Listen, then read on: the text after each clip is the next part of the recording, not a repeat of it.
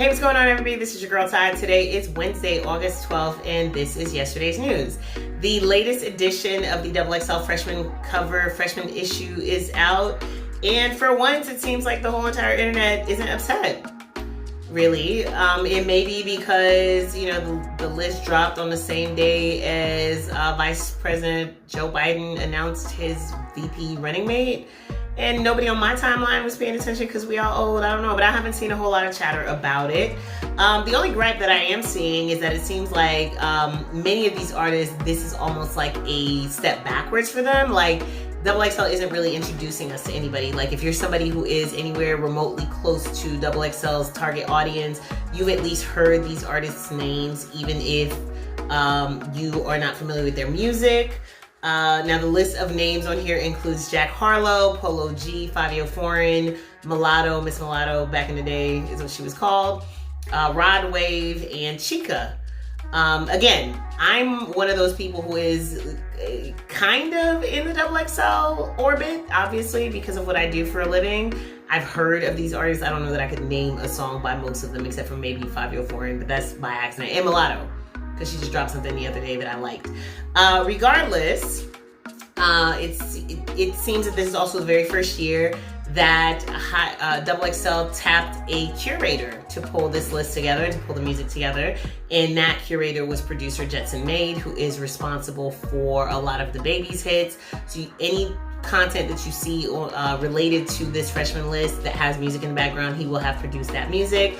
Apparently, Pop Smoke was the first artist who was actually named to this year's list, but XXL was prevented from including him posthumously due to what they called circumstances beyond their control. Not sure what those were.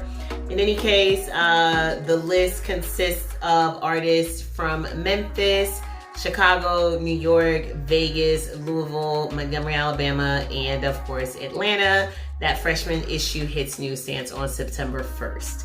MTV has announced another round of performers for the VMAs, this time confirming the addition of The Weeknd, Maluma, and Roddy Ricch to the mix. They've also added Latin American boy band Cinco. They're nominated for Best Quarantine Performance as well as Best Choreography. They'll be performing as well. Joining previously announced acts BTS, J Balvin, and Doja Cat. And I feel like I pulled this story. Maybe I missed it because it happened on Friday and I forgot to pull it back up on Monday. But MTV has also decided to pull the plug on the indoor portion of this year's VMAs, which was set to happen at Barclays Center. Now, all aspects of the show will be filmed at various outdoor locations across New York City. Not sure how I feel about this one, but it looks as though you guys are actually getting your sad retelling of The Fresh Prince of Bel-Air. Will Smith has signed on to executive produce a dramatic reboot of the 90s show that made him a household name, based, of course, on the viral video called Bel-Air that was circulating last year that saw the whole concept of Will moving from Philadelphia to Bel-Air, but reimagined in today's political climate. Morgan Cooper, the young man who created that trailer that was circulating last year, has signed on to join the project as a co-writer, director, and co-executive producer. And the show is currently being shopped to networks as well as streaming platforms. Now, Will is not the only person that was originally involved with Fresh Prince of Bel-Air who is also standing in support of this reboot.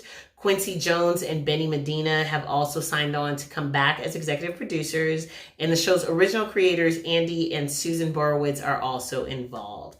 And lastly, you guys, congratulations going out to The Rock, who has come in as the highest paid actor in Hollywood for the second year in a row.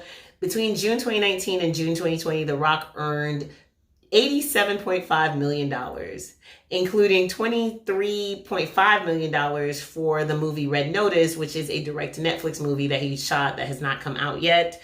Also included in that income is the money that he is making off of his Under Armour collab, Project Rock. Last year, The Rock actually brought in more money. He did $89.4 million between June 2018 and June 2019, which of course included his revenue from Jumanji: The Next Level. When he originally topped the list back in 2016, he came in at around $65 million. So he is a whole $20 million ahead 4 years later. Also on that list, rounding out the top 5 are Ryan Reynolds, Mark Wahlberg, Ben Affleck, and Vin Diesel. And then on the other side of that 5, you have Bollywood star Akshay Kumar, Lin-Manuel Miranda, Will Smith, Adam Sandler, and Jackie Chan. Jackie Chan in 2020. The Rock making more money than Will Smith. That's going to do it for me today, you guys. Make sure you like, comment, and share, and come back tomorrow for today's news.